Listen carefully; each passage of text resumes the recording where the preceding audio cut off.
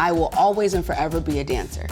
So I know what it is to audition, to want to be seen, to want to get a job, to just want.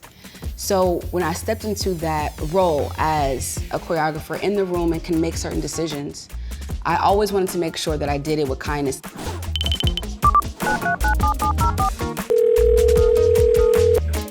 My name is Donna, and I am a choreographer, a director, a creative director, an artist, all those things. I grew up in Compton, California. I could say honestly I had like a peaceful, family-oriented childhood. My mom tells a story that I was 3 years old. She was in the kitchen and I came up to her and I said, "Mom, I want to dance. I want to entertain." My mom had no idea, no clue where to start. So she took me to a recreational kind of like dance place, and the teacher there who was volunteering saw me and was like, "I think you should put her in proper dance school." So that was like 3, 4. From there, my mom took me to this Hollywood dance school called Regina's, where that teacher worked. And from then on, I just never looked back. Dance was my everyday. I met Fatima Robinson when I was 10 years old. I was at my dance school, and it just so happened that where my dance school was, they were having an audition. I've never auditioned before. I wasn't the audition kid. All I did was train. I remember this like it was yesterday. I walked into a room and it was like 500 kids. And they all had like their headshots in their hand and they all were dancing on the side. And I kind of was like, huh?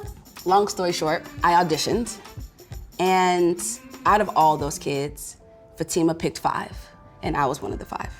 And that was my first encounter with Fatima. And then after that, I started taking her classes. Fatima would like do master classes at different studios, and I would always find my way there. I'm like, "Mom, get me there, how can I get there?" And then fast forward, at 17, I auditioned for Donna, and being the youngest of all these dancers, it kind of forced me to also level up.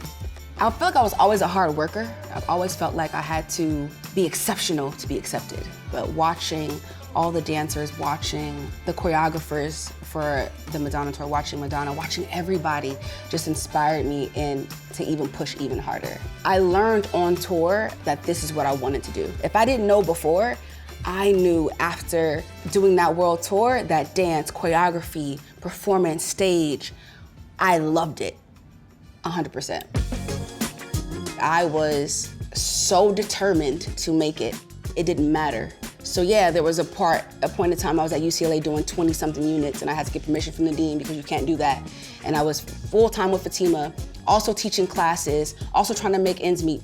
Broke as hell. Now, no, don't ever get that twisted. Broke as hell. But I had so much, and I knew that the more I gave to myself, the more I gave to my craft, it's gonna pay off at some point. I know it is. Fatima gracefully, she has so much grace with me.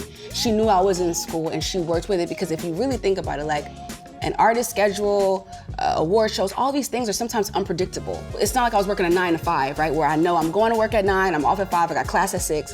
Those schedules are crazy. Working with different artists, traveling, trying to travel. And my best friends at the time who went to UCLA, they just helped me to grow into who and what I am now.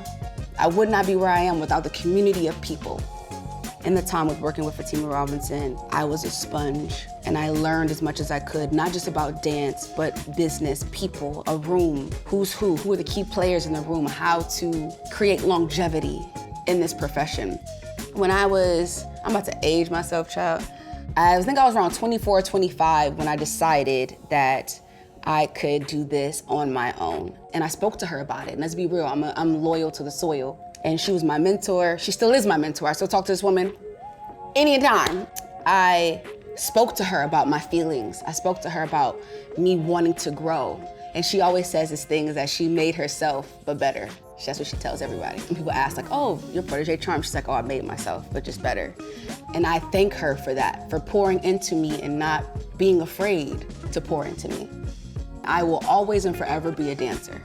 So I know what it is to audition, to want to be seen, to want to get a job, to just want. So when I stepped into that role as a choreographer in the room and can make certain decisions, I always wanted to make sure that I did it with kindness. Some people say when they come to my auditions that I'm hilarious. maybe I am a comedian secretly, but I try to do things and I want to do things with grace because we are all going through so much on the outside. So imagine looking in the mirror, your whole life judging yourself to a room of people. And then you get in your professional life and you got to do the same thing to even get a job, right? So when I do my auditions, it's really working on the space and letting people know that it is a safe space.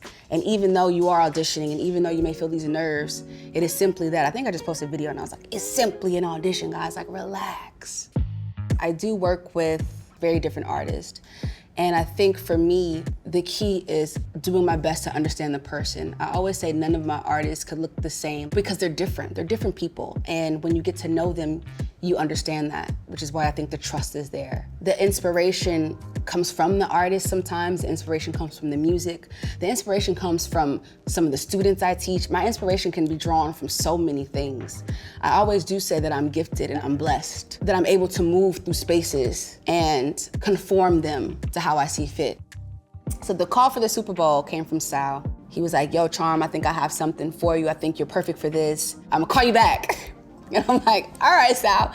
I love Sal to death. And I think I got another call from Lamar, who is a creative director who's amazing. And he was like, yeah, Charm, so, we're working on Super Bowl. And I said, huh? What?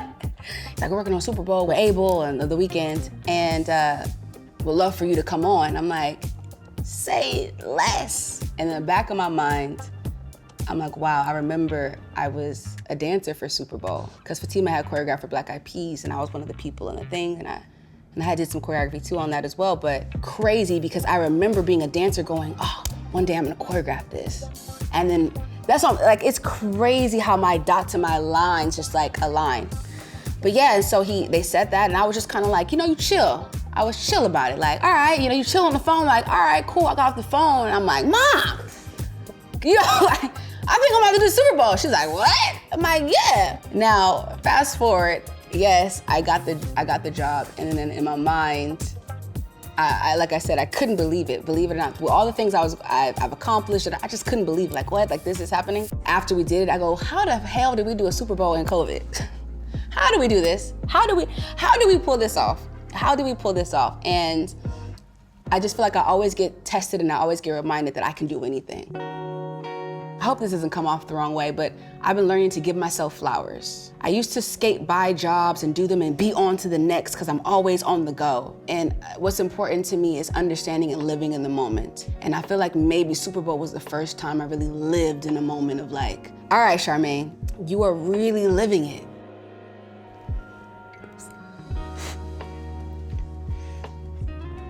Sorry. Thank you. Child.